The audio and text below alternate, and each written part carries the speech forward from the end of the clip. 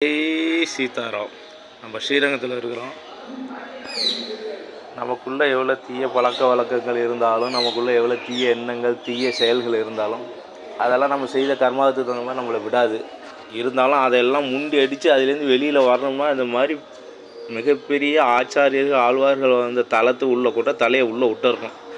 அப்படி விட்டோம்னா ஒரு ரூமு உள்ளே இருக்கிற அழுக்கு வெளியில் எடுக்கணும்னா நல்ல தண்ணியை ஊற்றினா தான் அந்த ரூமு சுத்தமாகும். அது மாதிரி இந்த ஆத்மா சுத்தமாகணும்னா இந்த மாதிரி தலங்களில் வந்து தலையை விட்டு நல்லா உருண்டு பிறண்டு பகவானை நல்லா ஆற தழுவி இருக்கணும்.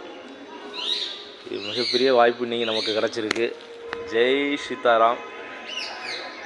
ராம ராம ராம ராம ராம ராம ராம ராம ராம. இதெல்லாம் அரிய வாய்ப்பு.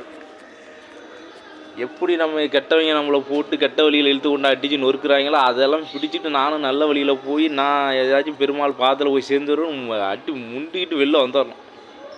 முயற்சி பயிற்சி இருந்தால் ஜெயிச்சிடலாம். ஜெய் சீதாராம். இங்கே வந்து தாயார் சன்னதிக்கு பின்னாடி வந்து இது இருக்குது, கல்யாண மண்டபம் இருக்குது. பங்குனி உத்திரத்து அன்னைக்கு வந்து கல்யாணம் நடக்கும்.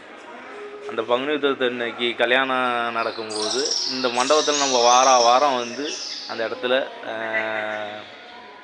2 தாமரை, துளசி, கல்கண்டு இதெல்லாம் வச்சு பெருமாள் கல்யாணம் ஆகணுன்னு இப்போ கல்யாணத்துக்கோ இல்லை வீடு கட்டுறது சுபகாரியத்துக்கு ஆகணும் வந்து அந்த மண்டபத்தை வேண்டிட்டு சுற்றிட்டு போனோம்னா ஒரு 21 வாட்டி வரத்துக்குள்ளே அதெல்லாம் முடிஞ்சிடணும் ஒரு மகான்னு சொல்லிட்டாப்புல.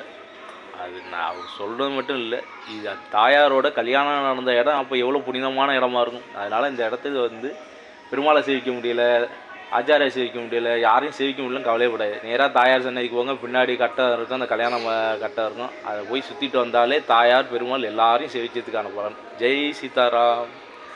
அப்புறம் ஆச்சாரியர் ஏரியாவில் நல்லா ஃப்ரீயாக இருக்கும். பெருமாளை பார்க்கறதுனா அவ்வளோ சாமானியம் இல்லை. ஜெய்